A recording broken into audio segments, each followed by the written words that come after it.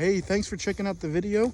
If you all like it, please like and subscribe, and hope you all enjoy it. Have a great rest of the day. Said again, we're having a little private camp for our militia group, and so I thought I'd do a video on some of the accoutrements and stuff that the militia needs to be carrying, because we have a mix of guys that have been doing this for years and some that are just starting out, and some switching from Civil War starting to do 18th century. So some of the stuff that we carry is different from that time period as well. Since we're doing 1790s frontier militia in Georgia, I'm going to read a little excerpt from the 1792 Militia Act, and I'm not going to read the whole thing because it's several pages long, but I have the part that we're interested in today, and it's that every citizen so enrolled and notified shall within 6 months thereafter provide himself with a good musket or firelock, a sufficient bayonet and belt, 2 spare flints and a knapsack, a pouch with a box therein to contain not less than 24 cartridges, suited to the bore of his musket or firelock, each cartridge to contain a proper quantity of powder and ball, or with a good rifle, a knapsack, shot pouch and powder horn, 20 balls suited to the bore of his rifle, and a quarter pound of powder, and shall appear so armed and accoutred and provided when called out to exercise or into service, except that when called out on company days to exercise only, he may appear without a knapsack. And so what I want to convey to the guys that are sitting here in the audience is that since we just formed this group several months ago, not everybody has all the required accoutrements that they need to bring. And one thing that's not covered in this act, but that is covered in the earlier act during the Revolution, if you were carrying a rifle, instead of a bayonet, you would have to be required to carry a cutting implement, whether it be a knife, a simple small scalpel knife, or my long knife here. You can carry a sword. Oh, I didn't set the tomahawks down here. Or here's my belt. Yeah. You can't carry a belt axe, which you can put on a belt, or this one's on a shoulder carriage. I forgot to bring out a tomahawk, or a tomahawk, just something that you can fight hand to hand with in a battle. Now, if you have a smooth bore, like a Fowler, even if it's up to musket caliber, but if it's not fixed for a bayonet, since it's required that you have a bayonet, you could show up with one of these, which is a plug bayonet. I have 2 here, 2 examples here. This one was actually based on one that was it's in a museum, and a blacksmith took a broken sword blade, so the blacksmith that made this copied that. It's a typical broken sword made into a plug bayonet. And I like this one because it tapers down small enough that it'll actually even fit into my 62 guns. But as it says, you're required to have a bayonet. This is your socket bayonet, standard socket bayonet. But if you don't have the fixture for a bayonet, like I said, I have swords and stuff. The other thing, and and some of the stuff that's not mentioned in here is like a canteen. And I'm just assuming that they were thinking, most of these guys have fell in from militia duty before, or going to be with people and that's something that we don't always do here, is fall in with a canteen of some sort. And since we're doing militia, I don't expect everybody to have the same canteen, but I've got, British kidney style. I have a big copper canteen here that it doesn't even have the pipes, it's just got leather wrapped around it. You could even do a jacked leather canteen. Or you can take a period bottle and wrap it with leather and put it on a thing and carry that. I don't care, just as long as you have something to have water in, because when it's hot and we're grilling, you'll need to hydrate yourself. So I wanted you to start seeing you show up with a canteen and wearing it, even though I'm guilty of not doing it just like everybody else.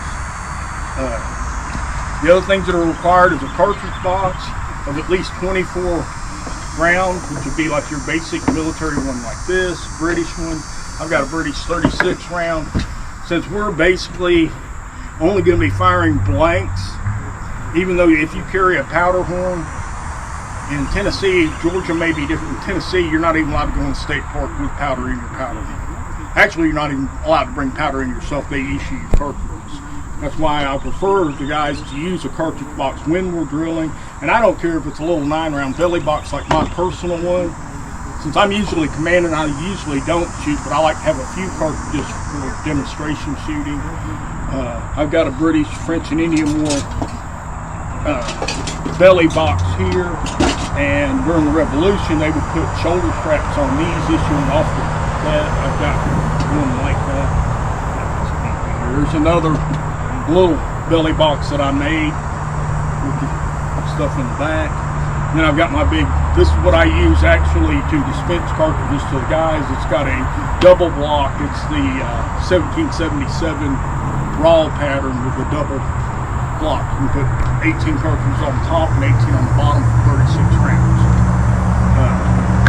If you're going to carry a powder horn, carry a shot pouch, and if you're going to use a rifle for doing the drills with us, I wouldn't mind, especially instead of having the cartridges loose in your pouch, just making a small wooden block drill with holes similar to this one here, and just slide it in there, and that way the cartridge will be handy and easy to get out. I've done it before. I hate doing it, being with a group. You got a guy fishing around for a cartridge because it's not handily available. That's why I like using the cartridge holders. And then get onto the knapsack. That's one thing that is a required item, except when you're falling in for just a drill day. So when we're coming here to drill, I'm not going to really emphasize that you bring a knapsack, but if we were going off to an event somewhere we're going to fall in as a military unit, I'd like to see everybody have a knapsack. I have several styles here. Here's one of my official military one, just to show how you pack it up. I've got another one there open, so if you want to look at it, and that's like a civilian version of it. Or you can go even earlier. This is a French and Indian War British style calf skin knapsack with a single strap. I like carrying those because I use that at Fort Loudon, but you can also get them in canvas. And I've got one, but it's inside that bag there. And it's just a narrow canvas bag. Then I put a marble in here and tied a rope to it, and the rope tied to a little leather sling to put over your shoulder. And the thing with that, once you put this on and carry it over your shoulder, you have your bedroll on the tump line, you can throw it right on top of it. Where this here, you got your blanket in the roll. But the other thing, as far as one of the simplest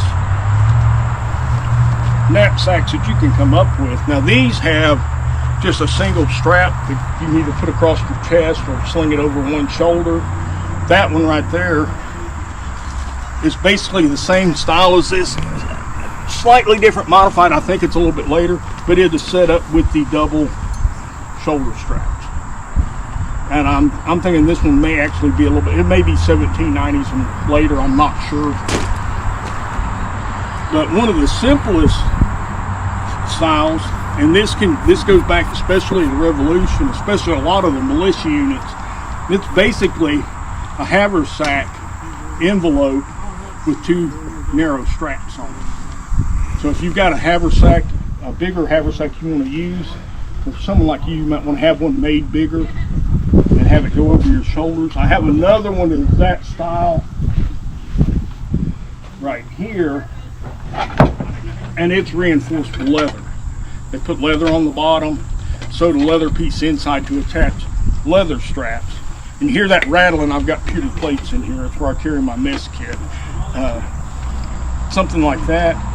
Another thing that's not on that list, well, before I go into that, and really one of the simplest thing in lieu of a knapsack is your basic market bar. All the civilians had them. You had them bigger than this. You had little tiny ones that you could fold over your belt.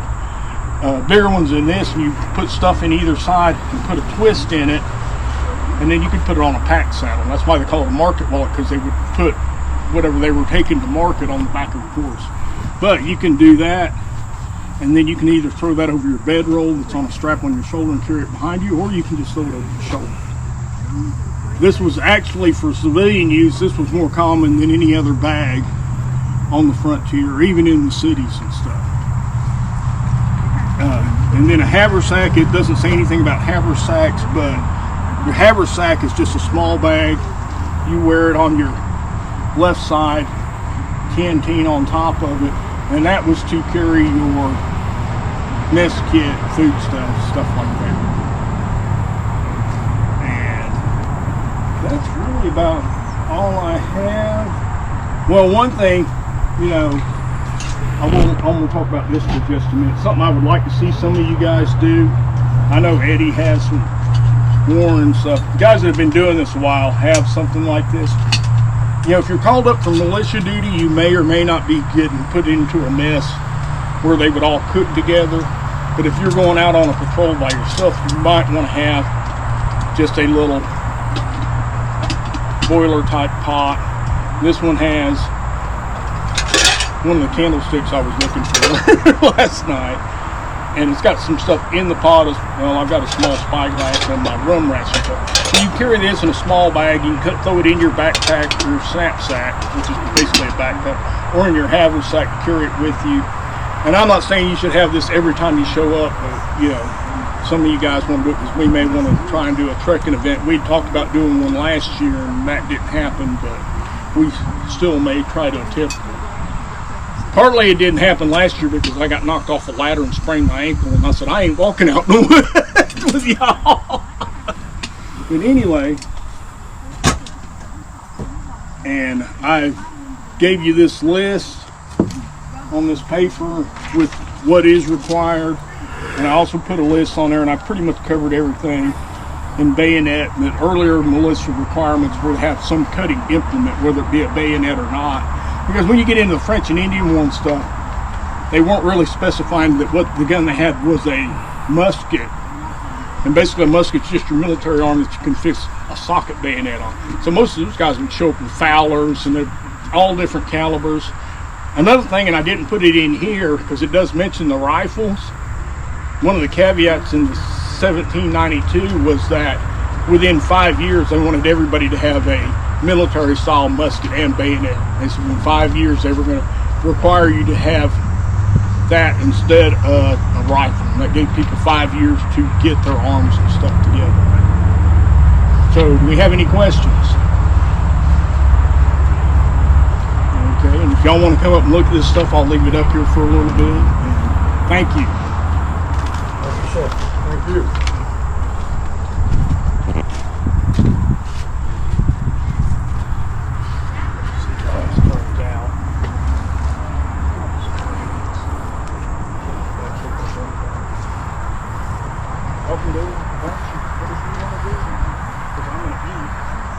I think Warren's been doing that class in the world in that court. How to do it. You know how to roll both. That's more. That was more at William's request, but if anybody else wants to, I was doing. I'm sure Garrett probably rolled them up for Civil War. It's basically the same. Sometimes. Well, I don't know. You were cavalry. You were probably doing pistols and stuff. So.